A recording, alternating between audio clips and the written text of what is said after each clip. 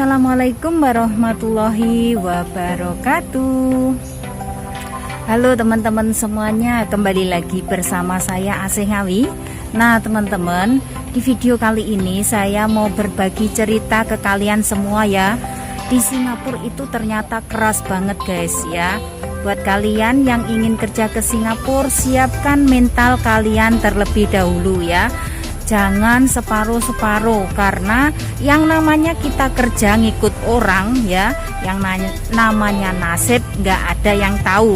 Tapi kita di sini selalu berdoa agar kita semua mendapatkan majikan yang baik seperti yang kita inginkan. Nah, di sini saya mau sharing ke kalian guys ya.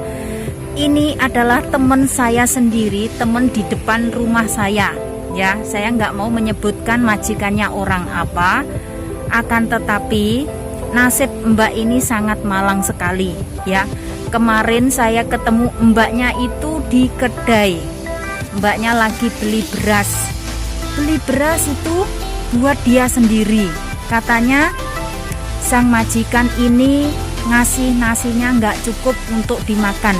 Jadi mbaknya otomatis kalau nggak cukup makan, dari mana mbaknya punya tenaga, punya kekuatan untuk bekerja. Nah seperti itu. Jadi buat kalian semua yang ingin kerja ke Singapura, siapkan mental kalian ya. Benar-benar apa ya namanya, nasibnya kurang beruntung. Masa yang namanya beras sampai beli sendiri. Ya Allah, sungguh kasihan mbaknya. Terus mbaknya kemarin juga beli cemilan-cemilan, itu juga disembunyikan. Katanya kalau malam kelaparan itu bisa dimakan sendiri.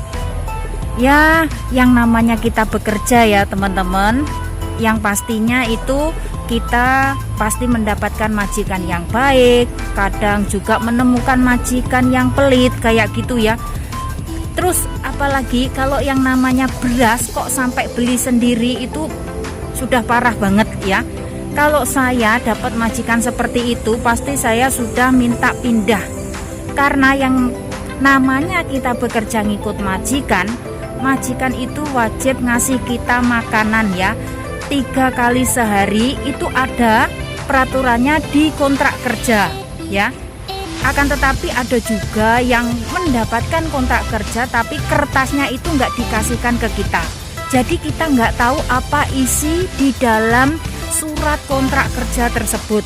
Nah seperti itu. Akan tetapi di sini saya bisa ngomong seperti ini karena majikan saya itu ngasih surat kontrak kerja ke saya ya. Terus work permit, paspor ya, semuanya itu saya sendiri yang pegang. Karena di sini majikan saya sudah percaya, jadi mulai dari awal join itu ya teman-teman, saya itu sudah di yang namanya paspor, yang namanya work permit itu semuanya saya sendiri yang pegang. Majikan nggak mau pegang, tetapi majikan ngomong kamu harus simpen, hati-hati, saya nggak mau simpen dokumen kamu.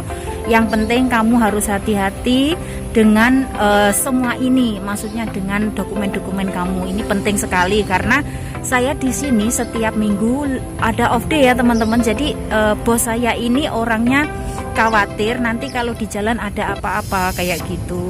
Terus ya teman-teman, ada juga nih ya, masa yang namanya apa ini, sayuran juga beli sendiri ya. Kalau yang sampai beras, sayuran kayak gitu beli sendiri. Terus gajinya berapa coba? Gajinya cuma $600 padahal sudah X ya. Sungguh kasihan banget. Katanya mbaknya ini lewat PT dipotong 9 bulan. Astagfirullahaladzim. Potongan 9 bulan itu bisa mencekik leher ya. Padahal yang namanya di Singapura ini teman-teman, yang namanya potongan gaji itu ya, itu pada umumnya 6-8 bulan, nggak sampai 9 bulan. Dan mbaknya kemarin cerita ke saya, katanya mbaknya ini mau kabur. Dan saya ngasih saran, kalau bisa ngomong baik-baik sama majikan, jangan sampai kabur, nanti malah tambah masalahnya lagi mbak. Saya bilang kayak gitu ya, karena kasihan. Terus mbaknya bilang, itu hari saya sudah pernah ngomong sama majikan saya, katanya kalau saya minta pindah, majikan langsung mau nganter saya pulang ke Indonesia. Oh, kayak gitu. Jadi di sini ada juga ya teman-teman, majikan itu yang mengikat kita sampai finish kontrak. Ada yang seperti itu. Maksudnya majikan itu nggak mau ngasih kesempatan kita untuk pindah ke majikan yang lain ya. Jadi semua ini yang namanya kita bekerja ngikut orang itu tergantung nasib masing-masing. Dan saran saya nih ya buat teman-teman semuanya, pokoknya perbanyak berdoa saja agar kita semua berada di luar negeri ini selalu diberikan kelancaran dalam mencari rezeki ya, selalu dimurahkan rezekinya, terus mendapatkan majikan yang baik kayak gitu ya. Karena yang namanya kita ini teman-teman kerja di negeri orang, yang terpenting itu majikan baik ya. Walaupun majikan itu apa ya, kita itu ibaratkan ya makanan selalu terpenuhi, akan tetapi kalau majikan jahat ya kita sendiri nggak bakalan nyaman kayak gitu loh teman-teman. Jadi di sini buat saya nih ya, yang penting majikan baik, gaji lancar kayak gitu. Memang sih ya teman-teman, kalau saya sendiri, kalau saya ada kurangnya, kalau saya merasa makanan itu nggak cocok buat saya, memang saya selalu beli sendiri seperti itu loh teman-teman. Karena di sini majikan saya itu orang India ya, jadi memanglah nggak ini ya, masakannya beda, memang beda karena yang namanya orang India ya masakannya selalunya begitu-begitu terus teman-teman. Terus beda banget sama orang kita ya. Terus ibaratnya ya teman-teman, orang kita itu selalu paling enak ngikutnya orang Cina.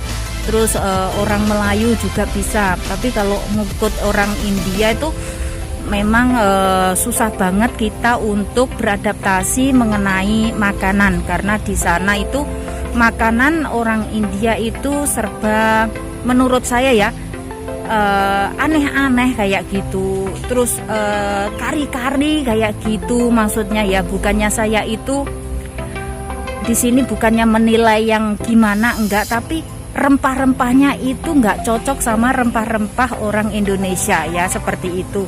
Ada kalanya saya itu kalau ke Paya Lebar teman-teman, saya itu beli sambal kacang ya, beli kerupuk buat persediaan saya sendiri di rumah seperti itu. Dan kalau juga nggak ada off day, saya ke pasar beli tempe ya, beli tahu kayak gitu. Terus juga beli sayur sendiri, saya masak sendiri. Karena apa? Karena saya berpikir ya, saya ini bekerja, saya butuh tenaga, jadi saya harus merawat kesehatan saya sendiri. Kalau makanan itu menurut saya nggak bikin nafsu makan ya, saya beli di luar kayak gitu loh teman-teman.